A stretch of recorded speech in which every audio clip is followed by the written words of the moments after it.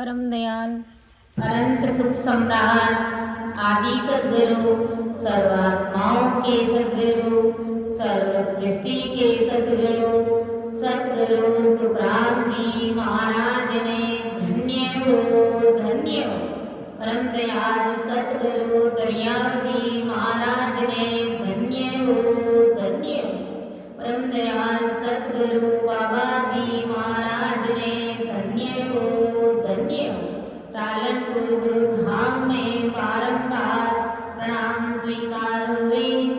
राम सभा में राम राम महाराज सभी विराजमान वरिष्ठ संतों को सभी राम सभी भाई बहनों को मेरा बारंबार कोटि कोटि राम राम सा प्रणाम।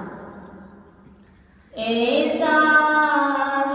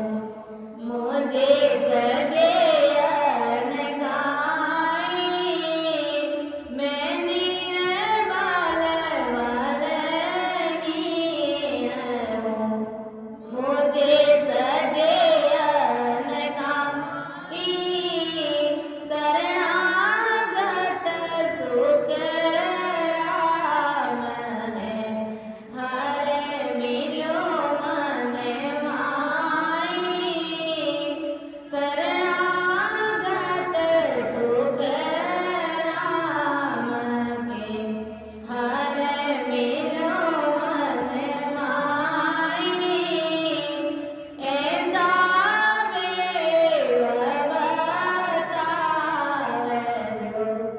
सिमरत गुरु मेरा ऐसा बेवतावो समरत गुरु मेरा राम मेरो हृदय में काटूं विष झेरा ऐसा बेवतावो सिमरत गुरु मेरा।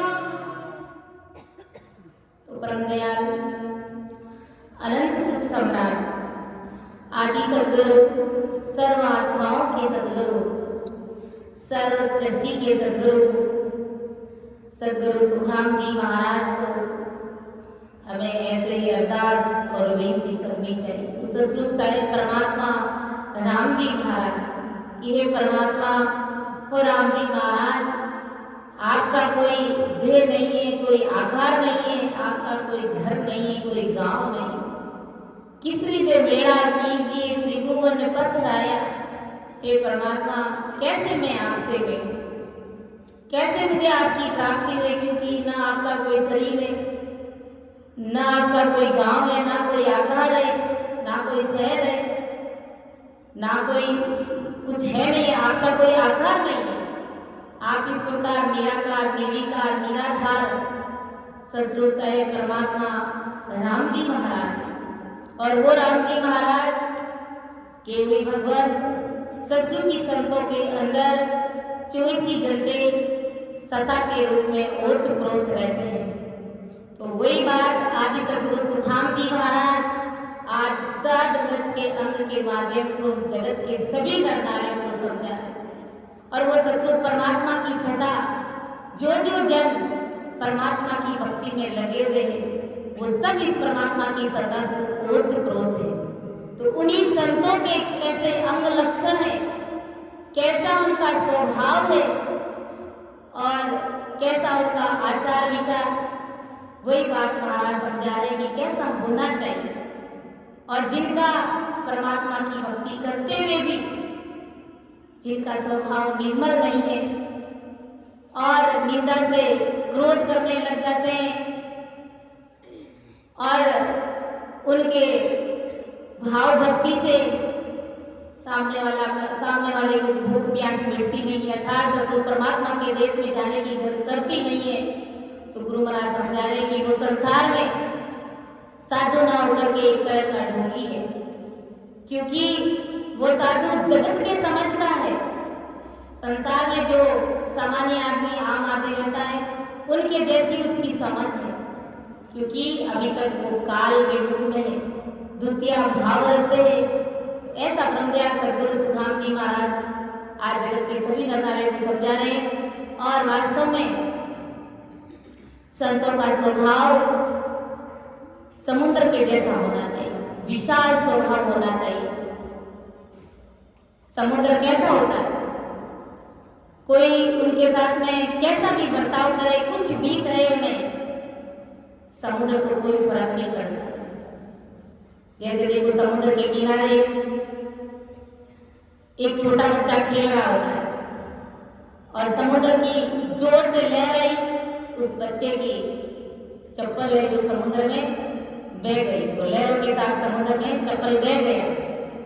अब वो बच्चा रोने लग गया और मिट्टी पे लिखता है कि अरे समुद्र तू चोर है, मेरा चप्पल ले गया तू। ये थोड़ी देर बाद में दूसरी लहर आती है, उस समय एक मछुआरा वहां आता है और उस लहर के अंदर जाल बिछाता है, खूब सारी मछलियों को ले लेता है, इकट्ठा कर लेता है। मछुआरा कितना राजी होता है, वो उसी मिट्टी पर लिखता है कि हे समुद्र, तू तो मेरा पालनहार है, तू तो मेरा भरण पोषण करने वाला है। इतने में और समुद्र की लहर आती है। उस समय क्या कहता है, एक जवान युवक आकर के उस समुद्र के अंदर छलांग मार देगा तो वो मर जाता है। अब उसकी माता है जो आकर के उस मिट्टी पर लिखती है समुद्र के किनारे, क्या रे समुद्र तू हत्यारा है, तूने मेरे बच्चे को मार दिया।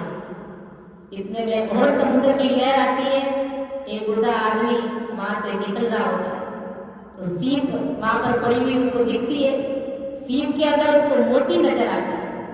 तुरंत वो मोती को ले लेता है, बड़ा राजी होता है, खुश होता है और कहता है कि वारे समुद्र तू तो बड़ा दातार है, तू तो बड़ा दानी है। अब इस प्रकार वो मिट्टी में दिखता है और फिर समुद्र की ऐसी भारी लहर आती है कि जो कुछ भी सबने लिखा कि तू हत्यारा है, तू चोर है, तू पालनहार है, तू बड़ा दातार है, सब कुछ साफ कर देता है तो समुद्र की लहर के साथ। तो समुद्र का क्या गया, कुछ भी नहीं गया।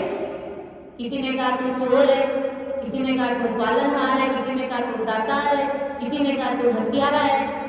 समुद्र का कुछ भी नहीं मिला। वो अपने उफान के साथ, अपने उत्साह के साथ, पराक्रम के साथ, शौर्य के साथ में इसी प्रकार हमेशा ही आनंद के साथ में अपने हिसाब से वो चलता रहता है और जगत संसार अपनी स्थिति परिस्थितियों के अनुसार भला बुरा कहेगा, क्योंकि ये मतलब और स्वार्थ की दुनिया है।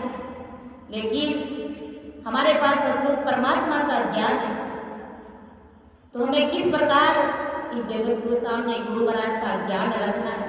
और संसार चाहे हमारी निंदा करे, चाहे हमारी स्तुति करे, हमारी वंदना करे, इससे हमें कोई फर्क नहीं पड़ना चाहिए।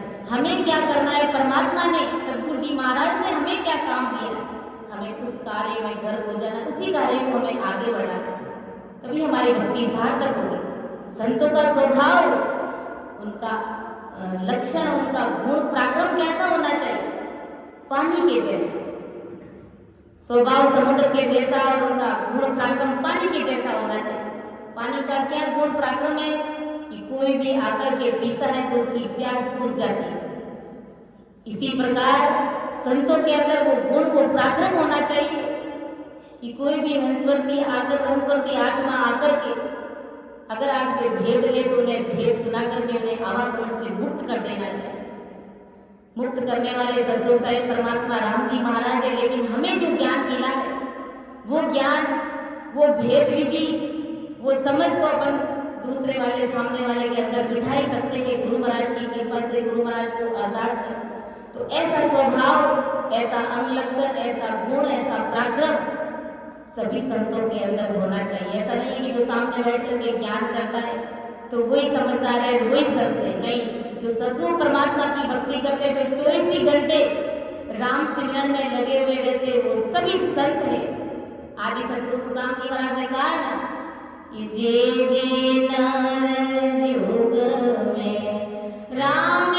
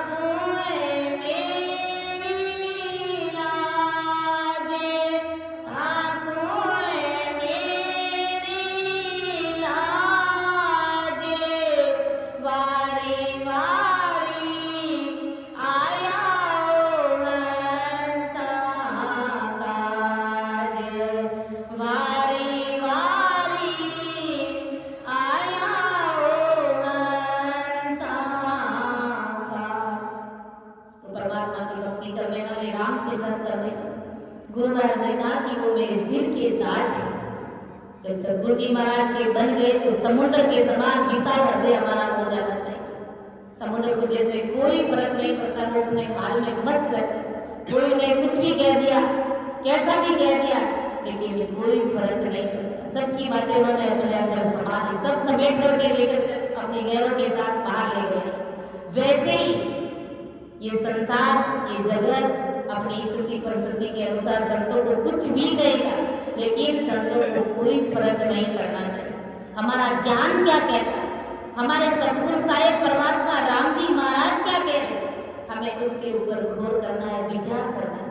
इसी में हमारी मानवता सार्थक होगी। वरना जगत के अनुसार चले, जगत ने निंदा करी तो दुख पाए, क्रोध किया, और जगत ने स्तुति करी तो खुश हो गए। ऐसा स्वभाव हमारा नहीं होना चाहिए। स्तुति और निंदा से हमें कोई फर्क नहीं पड़ना चाहिए। तो गुरु महाराज परम दयाल सद्गुरु सुखराम जी महाराज क्या समझा रहे कि उपजे खरी जरा सो माई से नर साध कहीजे, जन सुख राम सुनत सब बोले, जगत बराबर दीजे, सब सुहेत बेर नहीं मंदे, निरपक्ष ज्ञान विचारे, जन सुख राम सोर के उदय, ठगे मुझसे गुण मारे, के सब सुहेत बेर नहीं बनते। संत होते सभी से हेत, सब संत होते वो किसी से भी प्रीति और बेर का भाव उनके अंदर नहीं बसता। वो सबके साथ में निष्पक्ष निर्णय की बात करते हैं। निष्पक्ष परमात्मा का ज्ञान यानी सस्वरूप ब्रह्म का ज्ञान सबके अंदर रखते हैं, सबके सामने बराबर रखते हैं। खुद भी 24 घंटे राम नाम में ल्यू लगा करके रहते हैं और जगत के लोगों को भी ल्यू लगा करके रखते हैं। जन सुख राम सूर के उसे ठगे मुझसे गुण मारे। तो ऐसे साधु काम क्रोध अहंकार ये ठग कभी उनके अंदर उभरता ही नहीं। उनको कभी ऐसा स्वभाव ऐसे विकार उनके अंदर होते ही नहीं, क्योंकि वो साधु जिस प्रकार सूर्य उगने के बाद, उजाला होने के बाद कोई भी ठग किसी को भी मार नहीं सकता, क्योंकि उजाला हो गया है। और रात में अंधेरे में कोई किसी को मार सकता है, क्योंकि उस समय कोई नहीं देखता। तो ऐसे ही गुरु महाराज समझा रहे कि जब सस्वरूप परमात्मा के ज्ञान रूपी सूर्य का जब संतों के अंदर उदय हो जाता है, भारी ज्ञान प्रकाशित हो जाता है अंदर, तो काम क्रोध अहंकार ये सारे खगोले उनके अंदर कभी उभरते ही नहीं। वो विकार कभी उनके अंदर उत्पन्न नहीं होते, क्योंकि ज्ञान रूपी सूर्य का उदय हो गया, प्रकाश हो गया। तो ऐसा स्वभाव होना चाहिए कि निरपख साध पखे बंद लोई, देग करे सोदानो, जन सुख राम मुख सुमीता, कपटी नरक बखानो। के निरपख साध पखे बंद देग करे सोदानो, जन सुख राम मुख सुमीठा, कपटी नरक बखानो। निरपक्ष साधु पखे बंद लोई, सच्चे साधु निरपक्ष रहते हैं, बिना किसी पक्षपात के ज्ञान सभी के सामने खोल खोल करके रखते हैं। उनका स्वभाव ये नहीं रहता कि ये मेरे पक्ष का आदमी है या मेरा हितैषी है या मुझे इनसे कुछ स्वार्थ है तो मैं इनकी हित में इनके पक्ष की बात रखूं जो इनको अच्छा लगे। ऐसा संतों का स्वभाव नहीं रहता है। चाहे पक्ष का है चाहे विपक्ष का है, संतों को कोई फर्क नहीं पड़ता। वो सस्वरूप परमात्मा का खरा खरा ज्ञान, सीधा ज्ञान उनके समक्ष रखने का प्रयास करेंगे। और जो माया का पक्ष रखते हैं, मायावी धन का पक्ष रखते हैं, वे साधु जगत के लोगों के समान मायावी स्वार्थ के रहते हैं। जैसे संसार के मायावी लोग अपने स्वार्थ के हिसाब से कैसे रहते हैं, जिनके साथ उनका स्वार्थ सिद्ध होता है, बनता रहता है, तो उनके पक्ष की उनकी वंदना करते हैं और उनके साथ में रहते हैं। तो गुरु महाराज समझा रहे कि अगर संत इस प्रकार मायावी स्वार्थ के हिसाब से रहते हैं तो वो विज्ञान वैरागी नहीं है। वो संत संसार की वृत्ति के अनुसार ही चलता रहता है और संसार की समझ का ही व्यक्ति है। और जो साधु राक्षसों के समान जगत को माया से देख करके द्वेष करते हैं, यानी जो संत होते हैं, गुरु कह दो, संत कह दो, तो वो क्या करते हैं, माया के हिसाब से, माया की दृष्टि से जीवों को देखते हैं और उसके प्रति द्वेष भाव या राग द्वेष की भावना रखते हैं। और गुरु महाराज समझा रहे कि ऐसे जो संत होते हैं वो राक्षसी स्वभाव के होते हैं। इस बात को गुरु महाराज समझा रहे कि समझना। और जो साधु जगत के कपटियों के समान जगत से मीठा बोलते हैं और कपट रख करके जगत से धोखा करते हैं, वे नर कपटी है। गुरु महाराज समझा रहे, वे संत कह दो, गुरु के तो वो सब कपटी है। संत और गुरु के तो वो लायक ही नहीं है कि जो साधु जगत के कपटियों के समान जगत से मीठा बोलते, जगत के जो दूसरे कपटी लोग होते, मुख पर मीठा बोलते, गलत व्यवहार, कपटी स्वभाव रखते हैं, किसी को धोखा देते हैं, दगा देते हैं, तो गुरु महाराज समझा रहे कि ऐसे कोई संत है चाहे कपटी स्वभाव के हैं और जगत से मीठा बोलते हैं, अपने गरज के लिए मीठा बोलते हैं और कपट रख करके जगत से धोखा करते हैं, यानी धन ऐंठने के उद्देश्य से लोगों के साथ में कपट खेलते हैं, दगा करते हैं। तो गुरु महाराज समझा रहे कि वे नर कपटी हैं। आज अपन देखते हैं 3 लोग की भक्तियां में जहां कहीं पर भी कथा कीर्तन होती है तो अंदर में जाकर के उनसे पूछना, जो उनके भेदीजन होते हैं उनसे पूछो ये जो कथा का कार्यक्रम चल रहा है, ये कथा कितने दिन चलेगी और इनका भाड़ा किराया कितना है, ये कितनी रिश्वत लेंगे। तो कोई कहेगा 51,000, कोई कहेगा 5 लाख, कोई कहेगा 1 लाख, तो ये उनका भाड़ा होगा। और हमारे ससुर परमात्मा की जो सत्संग कह दो, तो ससुर की संत कह दो, वो कभी भाड़े में बचने नहीं हो सकते। बाकी आप संसार में किसी कोने पर चले जाए, सब रिश्वत से, सब पैसों से, सब धन ऐंठने के चक्कर से ज्ञान दुनिया के समक्ष रख रहे और वो ज्ञान मायावी ज्ञान है, वो सब काल के रूप में जाएंगे। जो इस प्रकार कथा करते हैं पैसे ले करके, तो उनके अंदर वो भक्ति का बीज भी प्रकट नहीं होता है और आवागमन से मुक्त नहीं होते। और ऐसे गुरु खुद भी काल के रूप में जाते हैं और दूसरों को भी काल के रूप में, शरण में अपन देखते हैं कि बड़े बड़े पंडाल भर रहते हैं जिसमें 15,000, 20,000, लाखों लोग उसमें आते हैं।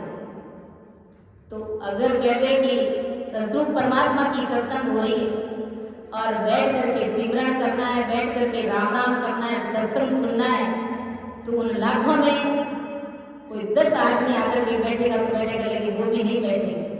इसलिए कहते हैं कि हम भाग्यशाली नहीं, हम बड़े भागी जीव हैं कि लाखों में मिले नहीं, करोड़ों में ढूंढना पड़े, अरब खरब की माए एक या 2 जीव मिलते हैं। सत्संगी जीव, परमात्मा के जन, नाम सिमरन करने वाले जन। तो गुरु महाराज समझा रहे कि तू धन ऐंठने के चक्कर में जगत को लूटते हैं, इस प्रकार कथा कीर्तन करते हैं, सत्संग करते हैं। तो गुरु महाराज समझा रहे कि वो जगत के जो दूसरे कपटी लोग होते उनके जैसे ही वो होते। संसार के लोग भले ही उन्हें माने, समझे, उन्हें मान सम्मान दे, उन्हें गुरु कहे, संत कहे, लेकिन परमात्मा की नजर में, परमात्मा की दृष्टि में वो कपटी लोग हैं। और ऐसे कपटियों को कभी परमात्मा की प्राप्ति नहीं होती। उन्हें सपने में भी वो राम जी महाराज का देश नहीं मिलता, वो अमर लोक नहीं मिलता है। गुरु महाराज ने कहा है, देखते हैं अपन कथा के मीठे मीठे पद सुनाते हैं, बड़े बड़े दृष्टांत देते हैं और पूरा संसार, पूरा जगत, पूरा पंडाल उठ करके सब नाचने लग जाते हैं। तो ये सब उनकी आत्मा के साथ में धोखा हो रहा है। उनका शरीर जीत रहा है, उनका शरीर राजी हो रहा है, सब नाच रहे, कूद रहे, मस्त हो रहे, लेकिन आत्मा बेचारी परमात्मा से मिलने के लिए अनंत जन्मों से रो रही है, बिलख रही है। कोई बिठा करके उन जीवों को परमात्मा की भक्ति नहीं कराते, राम सिमरन के लिए कोई नहीं करते। गुरु महाराज समझाए वो सब कपटी है, सब आत्माओं के साथ में कपट खेल रहे। तो ऐसे कपटियों को कभी परमात्मा की प्राप्ति नहीं होती। गुरु महाराज ने कहा है, कपटी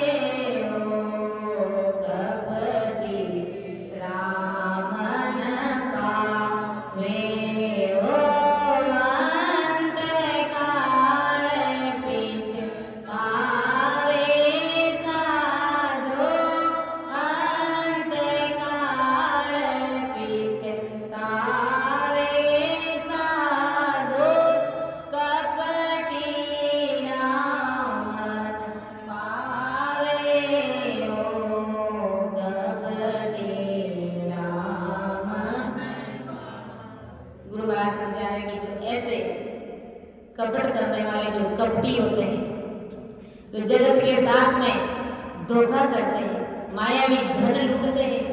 गुरु महाराज समझा रहे कि ऐसे कपटियों को कभी परमात्मा की प्राप्ति नहीं होगी। चाहे भले वो ससुर परमात्मा का ज्ञान करके हो, चाहे भले वो मोड़काड़ पाठों तक की कोई भी भक्ति करता हो, गुरु महाराज समझा रहे उन्हें कभी परमात्मा की प्राप्ति नहीं।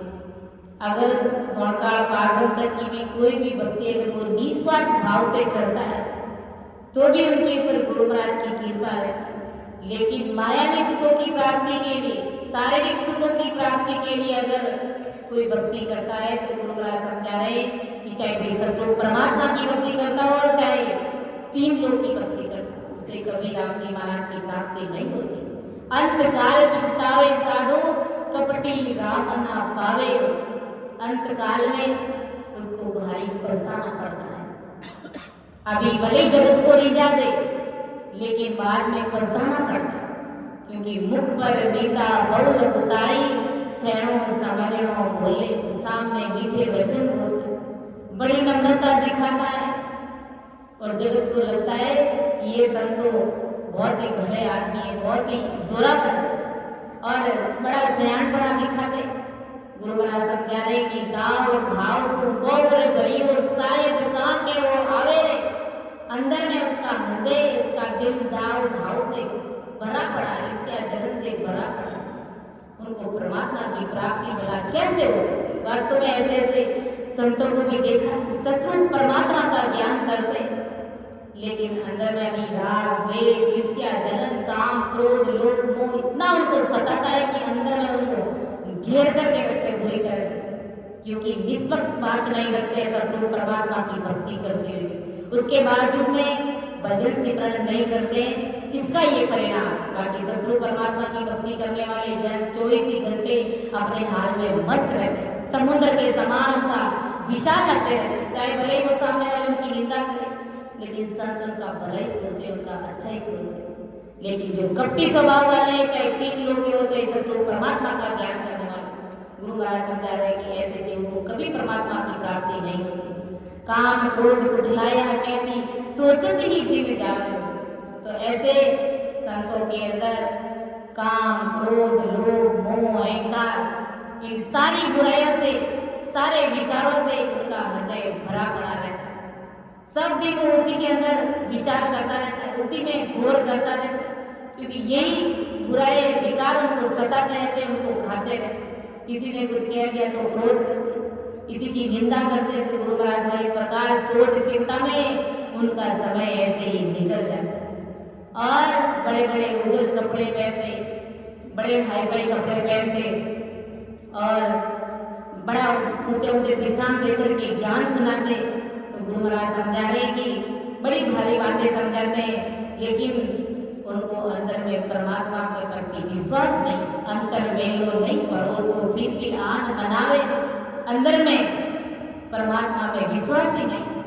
जगत को कहते हैं राम राम करो, ऐसी भक्ति करो, ऐसा नियम धारण करो, ऐसा करो वैसा करो, लेकिन खुद को अंदर में विश्वास ही नहीं है परमात्मा की प्राप्ति का। परमात्मा कैसा है, मुझे मिलेगा कि नहीं मिलेगा, तो इनका जरा सा भी विश्वास नहीं है और आन रूपी शरीर को ही परमात्मा मानता है। गुरु महाराज समझा रहे कि ऐसे जीवों को कभी परमात्मा की प्राप्ति नहीं। फल कारण ले सेवे प्रभु को परम मोक्ष पहुंचावे। फल की इच्छा से भक्ति करते कि मेरे पास में इतने राम से नहीं है, इतने सब भजन करने वाले हैं और मैं इतना ऊंचा ज्ञान करता हूँ, तो मुझे तो अमर लोग मिलेगा ही मिलेगा, मेरा तो परम मोक्ष होगा ही होगा। गुरु महाराज समझा रहे कि इस फल की इच्छा से अगर कोई भी जन भक्ति करता है तो सपने में भी उसको अमर लोग की प्राप्ति नहीं। भक्ति हमेशा दास भाव से करते हैं कि राई को बट 20 को करे 30, जब मिले जगदीश। ऐसा छोटा भाव जब हमारा बनता है, फिर कोई अगर गुरु महाराज की कृपा से हमारे पास आकर के कोई परमात्मा की भक्ति करता है, नाम सिमरन करता है, तो गुरु महाराज की कृपा से कुदरती अमर लोग अरस परस हो जाते हैं और अमर विमान आकर के राम सभा में उतर जाते हैं। तो ऐसा दिल दिमाग, ऐसा साफ, ऐसा विशाल सोच वाले संत ही असल जोगी है, वही असल में संत है। गुरु महाराज है। बाकी फल की इच्छा से अगर कोई भक्ति करता है महाराज समझा रहे कि सपने में भी उसका परम मोक्ष नहीं होता। कैसे राम बिना आशा सो सब कपट कहावे। गुरु महाराज समझा रहे कि राम जी की प्राप्ति के बिना सब आशाएं कपट है। गुरु महाराज समझा तो ये जो कपटी होते हैं उनका ऐसा स्वभाव बताया गुरु महाराज ने। और बाकी जो ससुर परमात्मा की जो भक्ति करने वाले जो असल में जो संत होते हैं उन संतों का स्वभाव कैसा होता है? वे संत कैसे होते हैं कि हरि जन हरि गुण गावे, ओ हरि जन हरि गुण गावे, ओ नावे निशान रूपावे साधु नावे निशान रूपावे साधु हरि जन हरि गुण गावे, हो के सुख राम ना साचे जन सोई, के सुख राम साचे जन सोई, राम नाम लेव लावे, ओ हरि जन हरि गुण गावे, ओ नाम निशान रूपावे साधु हरि जन हरि गुण गावे, ओ हरि जन हरि गुण गावे। ये असल में संतों का स्वभाव होता है। वही असल में हरिजन है कि हरिजन हरि गुण गावे। वो 24 घंटे परमात्मा का गुणागान करते हैं।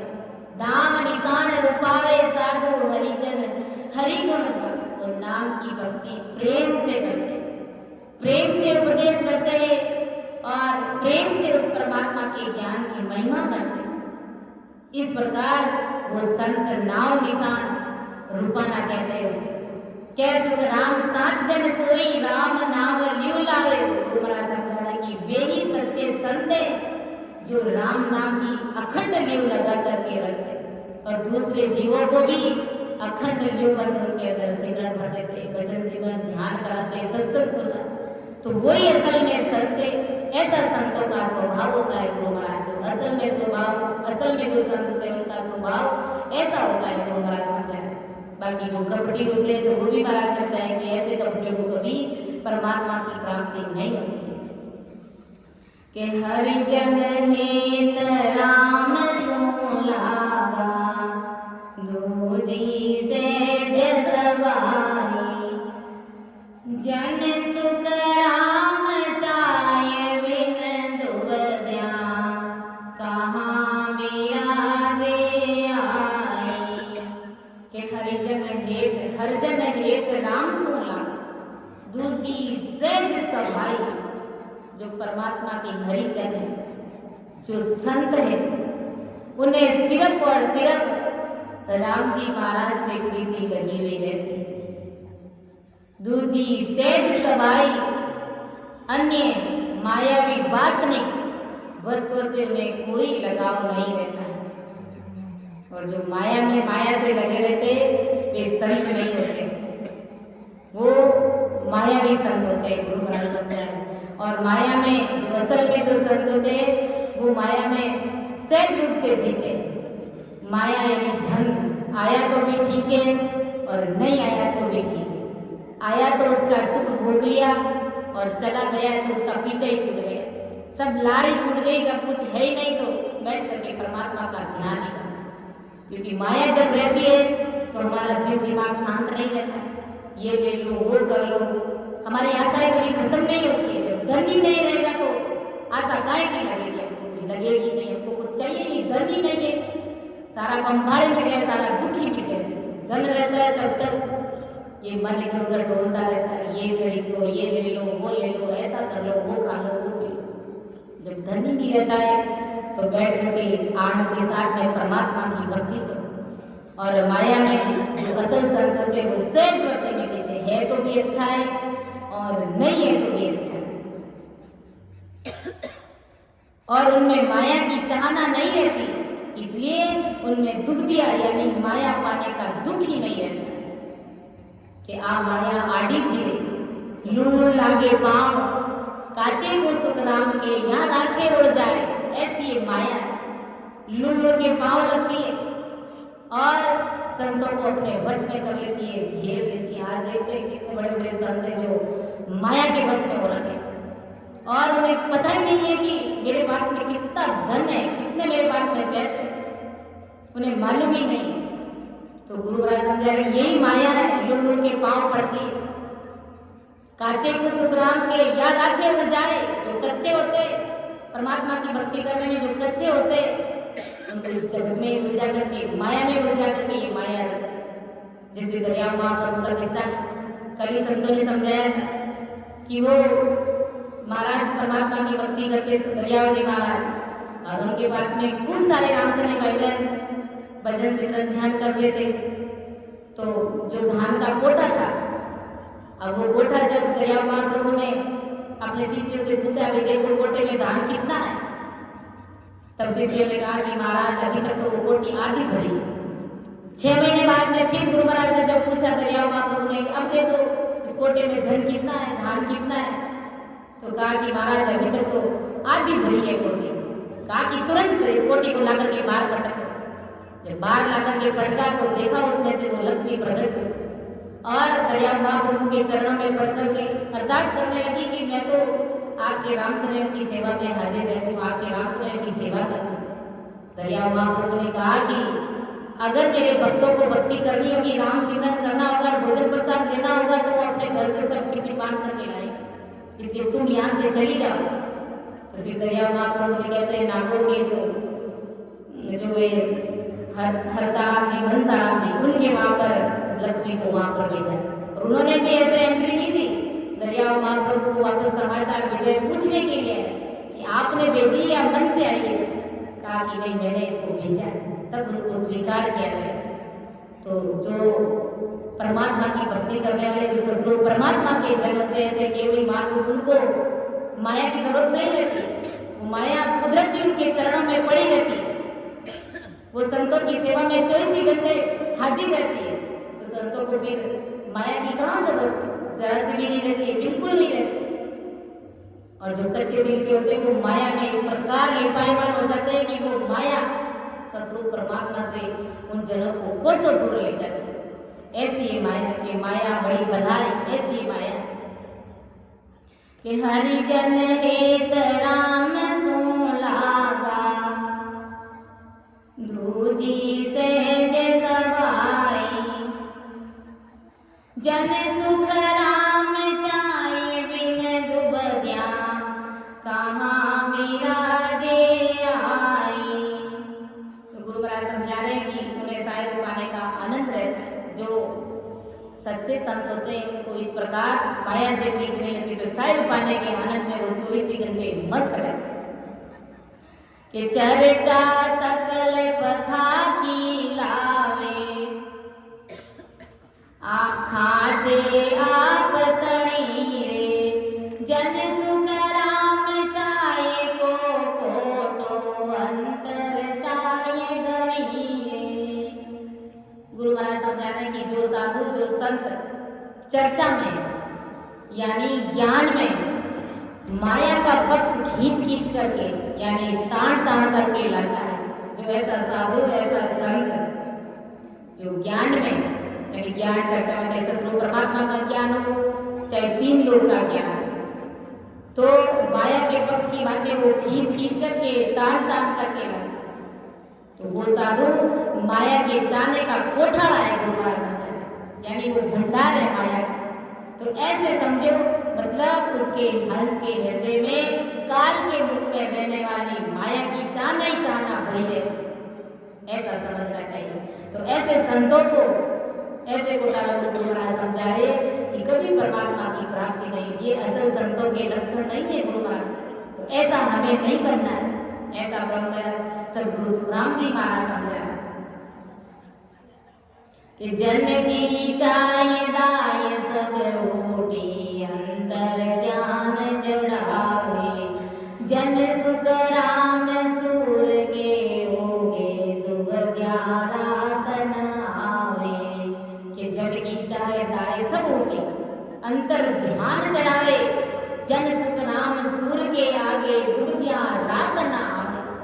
जो सच्चे साधु की मायावी चाहना की आग सभी उठ गई रहती, तो सच्चे साधु के मायावी चाहना जरा से भी नहीं रहती, सब खत्म हो जाती है उनकी, और उसके हंस के हृदय में सिर्फ सायब का ही ध्यान रहता है, परमात्मा का ही 24 घंटे ध्यान रहता है।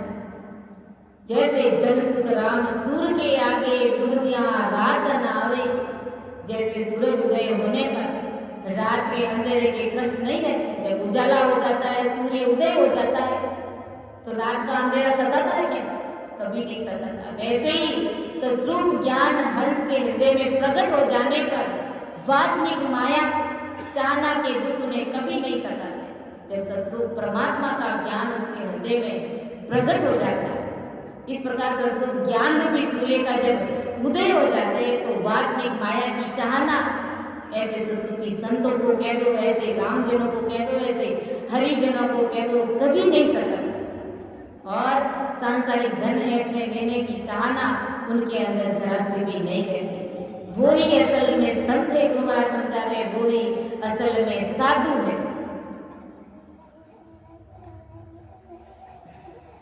तो समय का तकाजा देखते हुए मैं मेरी वाणी को विराम देती हूँ। समझाने में, अर्थ करने में अगर मुझसे त्रुटि रही है, आप सभी मुझे क्षमा करें एवं मेरा मार्गदर्शन जरूर करें। सुनियो मैं वीर दोष हूँ, घाट मान जस हो